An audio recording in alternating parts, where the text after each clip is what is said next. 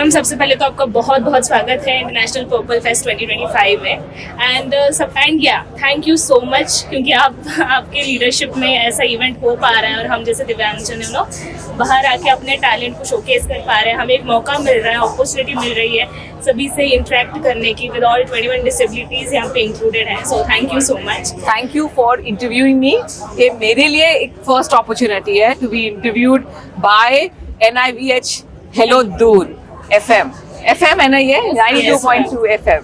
It's a big opportunity and I'm very grateful to all of you। आप लोग अपने mentor के साथ जो यहाँ पर आए हैं और जो NIVH काम कर रहा है in terms of radio jockeying, providing empowerment, the confidence, the training that goes through all of this, it is truly a role model that I think not that any other visually impaired institution should also follow. And what you people have learned as radio jockeys, you should take it on, spread the word to the entire country. Thanks to you ma'am. अगर आप लोगों ने हमारे लिए ऐसा course नहीं सोचा होता तो शायद आज हम यहाँ नहीं होते।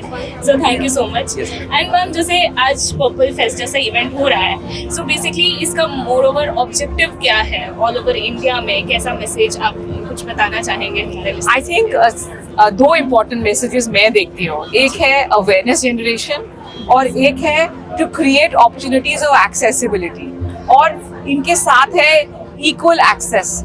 हम पेश कर रहे हैं through the purple fest about people who work in this field of disabilities, about persons with personal journeys जो अपनी पर्सनल जर्नी के बावजूद बहुत कुछ अचीव कर रहे हैं, ना केवल अपने लिए बट अपने जैसे बहुत सारे लोगों के लिए। तो हमारे पास कितने अक्रॉस द कंट्री इंटरनेशनली लोग क्या क्या कर रहे हैं, किस एवेन्यू में करने, कितना कुछ सीखने को मिला जा रहा है।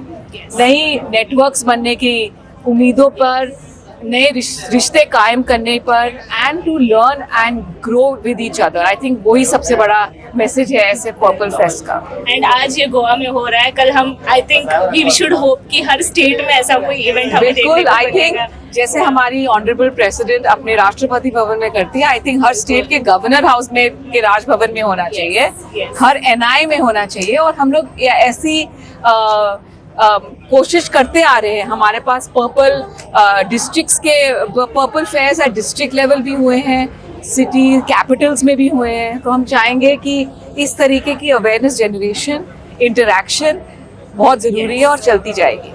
बिल्कुल मैम। जैसे कि ये 3rd एडिशन है गोवा में पर्पल फेस्ट का, तो आगे और मतलब किस तरह से आप देखना चाहते हैं कि किस तरह से ये फेस्ट आगे बढ़े, या और जो आगे आने वाले एडिशंस होने वाले हैं उसमें क्या इम्प्रूवमेंट्स और चेंजेस? हमें लगता है कि हर स्टेट कैपिटल को इस तरीके की डिस्कशंस और फोरम्स को क्रिएट करना चाहिए, चाहे वो पर्पल फेस्ट हो या कोई बहुत बड़ा कॉन्फ्रेंस हो, जहाँ पर हम ग्लोबली और इंटरनेशनली और हमारे खुद के कई नेशनल इंस्टीट्यूट्स हैं, कई रिसर्च ऑर्गेनाइजेशंस हैं, कई कॉरपोरेशंस हैं, स्टार्टअप्स हैं जो बहुत कमाल का असिस्टिव टेक्नोलॉजी में काम कर रहे हैं, R&D कर रहे हैं, रिसर्च किया है। उन सबको इकट्ठे लाके एक छत के नीचे उनके साथ ब्रेनस्टॉर्म करना, उनसे समझना, एक डिमांड एनालिसिस होनी चाहिए, क्या सप्लाई है। कई बार क्या होता है कि बहुत कुछ हो रहा है देश में, लेकिन वो लोग अपने अपने ही एरिया तक सीमित रहते हैं। हमें चाहना चाहिए कि इस नेटवर्क को बढ़ाएं, इस काम को बढ़ाएं। इससे शायद हम